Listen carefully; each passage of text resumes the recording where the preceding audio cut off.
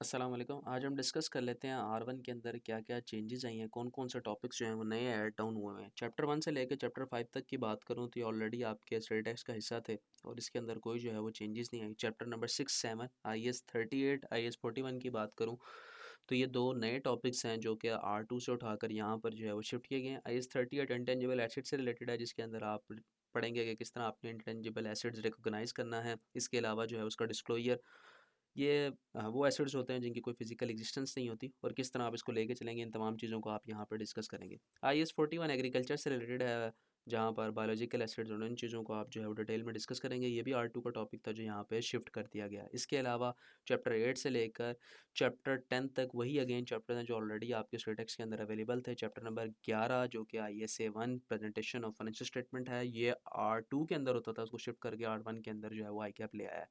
यहाँ पर जो एक चीज़ मैं ऐड डाउन करूँ वो ये है कि पहले आपके पास यहाँ पर complete set of financial statements नहीं था, अब complete sets of financial statement आ गए, यानी कि आपसे SOFP, SOCI, statement of changes in equity, statement of cash flow, notes, ये सब कुछ यहाँ पर जो है वो टेस्ट होंगे। पहले जो था आपके पास यहाँ पर ISA 1 presentation of financial statements वाला पॉइंट मिसिंग था, अब उन सब चीज़ों को ICAP यहाँ पर ले आया है, तो each and everything complete sets को यहाँ पर जो है वो फाइनेंशियल स्टेटमेंट को ICAP टेस्ट कर सकता है।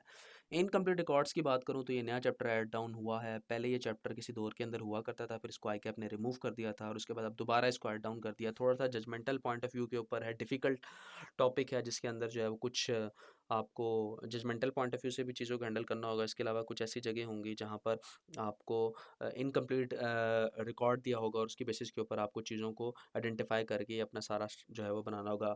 NPO पहले भी यहाँ पे मौजूद था। पहले जो है वो NPO को 2 क्लासेस के अंदर डिवाइड किया गया था। NPO के जनरल कुछ रूल्स और अकाउंटिंग स्टैंडर्ड्स को, अब जनरल रूल्स को तो यहाँ से रिमूव कर दिया, लेकिन अकाउंटिंग स्टैंडर्ड्स जो हैं वो यहाँ पर अभी भी अगेन टेस्ट हो रहे हैं। लास्ट में आपके पास IAS 7 है, स्टेटमेंट ऑफ कैश फ्लो है।